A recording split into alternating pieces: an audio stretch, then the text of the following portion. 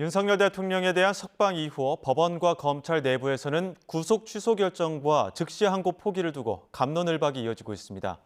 앞서 법원의 구속 취소 결정에 검찰이 즉시 항고를 했던 전례도 다시 한번 주목받고 있는데요. 검찰의 취재기자 나가 있습니다. 송재인 기자.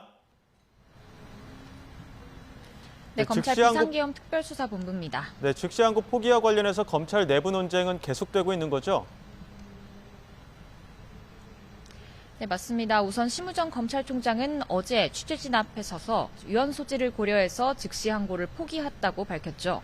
하지만 이에 대해 검찰 내부망에는 즉시 항고 위헌 판단이 내려졌던 구속집행 정지, 또 보석과 이번 구속 취소 결정은 차이가 있다며 심 총장의 결단을 수긍하기 어렵다는 취지의 글이 잇따랐습니다.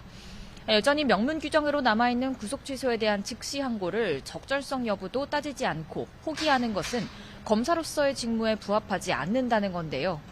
실제 지난 2023년 법원이 공동공갈 혐의로 구속된 피고인들에 대해 구속 취소를 결정하자 울산지검 검사가 즉시 항고를 한 사례도 조명받고 있습니다.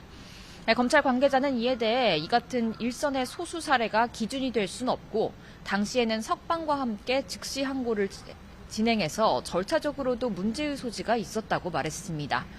심 총장이 결단한 것처럼 위헌 판단이 내려졌던 전례들을 보면 구속 취소 즉시 항고도 다퉈볼 필요가 크게 없이 위헌성이 자명하다는 반박도 여전합니다. 네, 그리고 내란 사건 재판부의 구속 취소 결정에 대해서도 법원 내부에서 비판의 목소리가 나왔다고요. 네, 부산지법 김도균 부장판사는 어제 법원 내부망 코트넷에 구속 취소가 유감이라는 제목의 글을 올렸습니다. 무엇보다 재판부가 윤 대통령 구속기간을 날이 아닌 시간으로 계산한 데 대해 검사의 구속기간은 열흘, 즉 날로 정해져 있을 뿐 시간인 240시간으로 규정돼 있지 않다고 비판했습니다.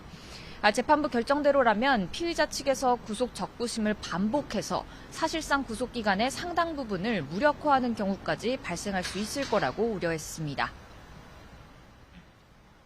네, 그리고 두 조직 일각에서는 서로의 판단을 향한 의문도 제기하고 있죠.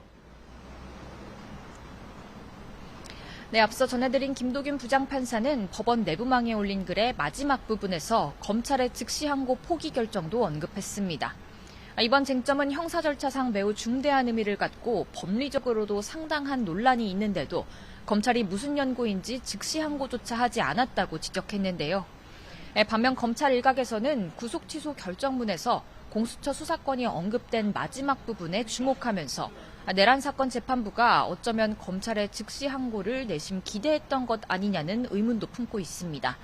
매끄럽지만은 않았던 절차적 문제에 대해 상급 법원들의 판단을 먼저 받아낸 뒤 1심 재판부는 정리가 되면 혐의에 대한 실체적인 판단에 집중하려 했던 것 의도가 아니냐는 의견도 일부 있습니다.